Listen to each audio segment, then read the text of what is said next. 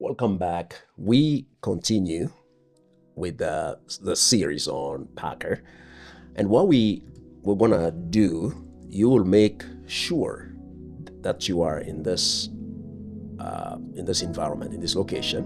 Why? Because this is where you have your Terraform files, and then make sure that you configure this file to reflect the values that you want or you desire, and which will align with the requirements of your project. We're gonna begin with the Terraform init, and the Terraform init, it's gonna initialize the backend. The backend, this is where you store your state file.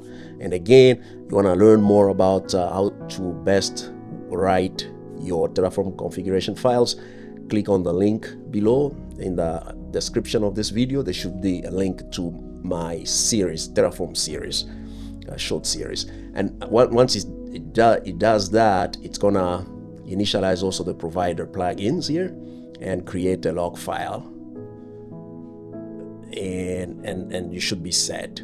So what you do next is to validate, make sure that your syntax, usually when your syntax is not correct, the Terraform init command will also prompt like an error message.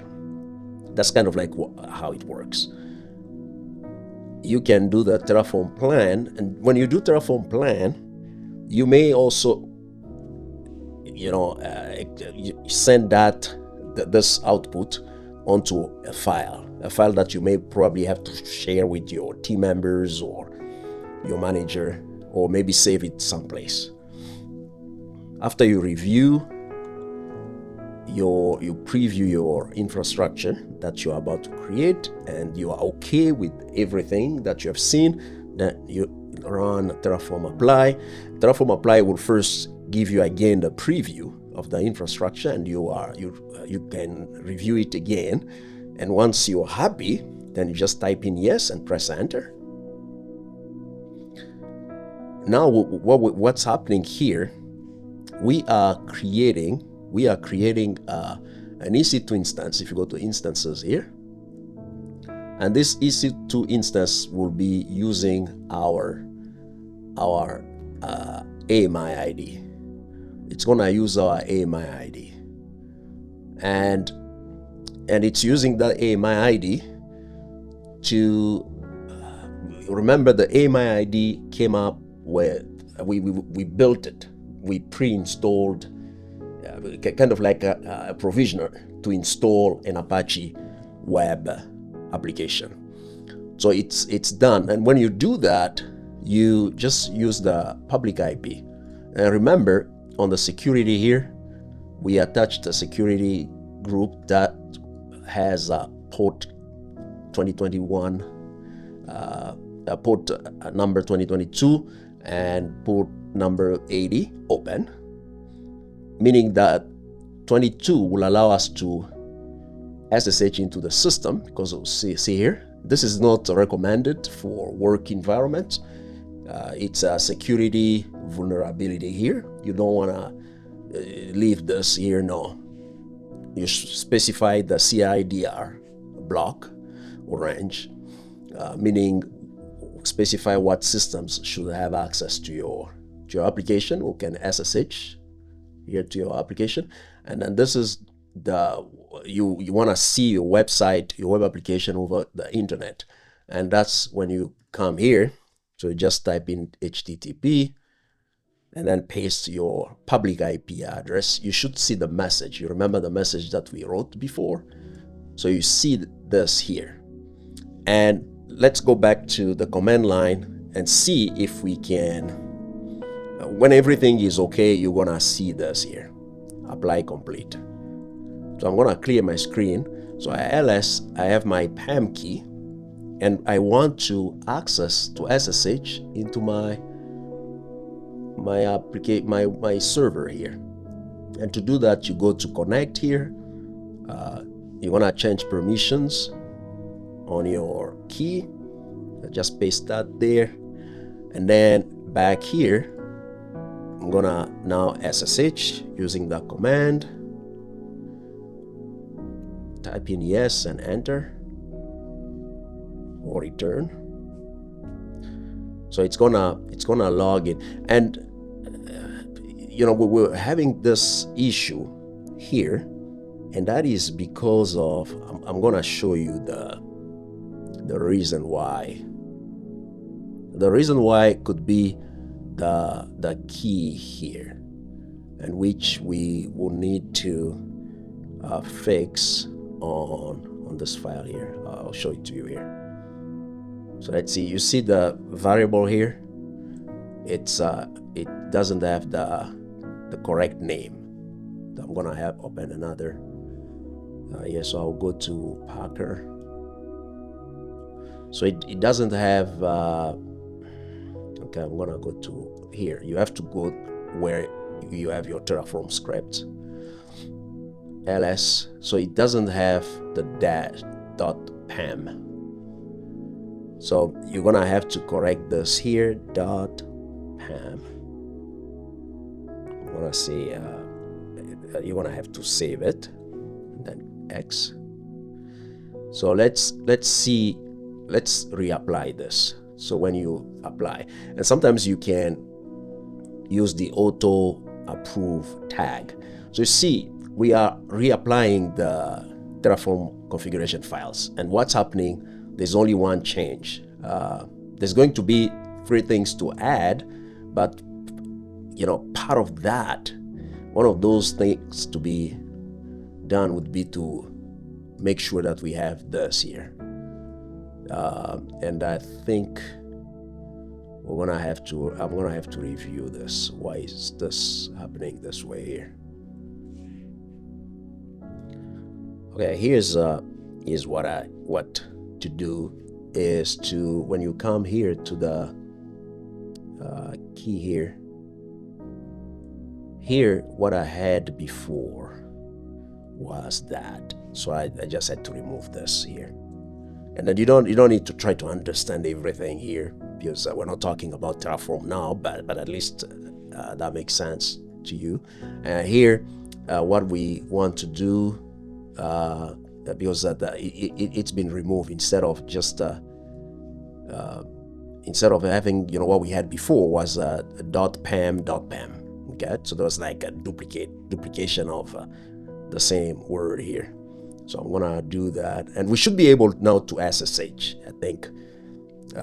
So it's gonna first destroy what we do not need, and then recreate what we need. And what's happening here is what I talk about in my Terraform series video. So you're gonna need really to click on that link in the description here and refresh your memory or learn something about Terraform. So we're gonna do that and give it some time to complete this. Okay, that is done. And what happened? We're gonna have a new public IP address and do the same thing here. Paste the IP address after HTTP. Then we should be able to see what we saw before. And now let's go and try to SSH, because I want to show you that we should be able to do that too. I'm going to follow the same process. First, we're going to change the PAM key here. I don't know why we have that here. So we're gonna chmod. So we have okay. So don't worry about this. I'll fix it. I'll fix it. But let's just try to. I'm gonna rename this to be. So don't just. It's my script here. I will fix it after the video. But what I want to show you is to just SSH into the system. Then you go back here. You're gonna do this, and we should be able to get into the system.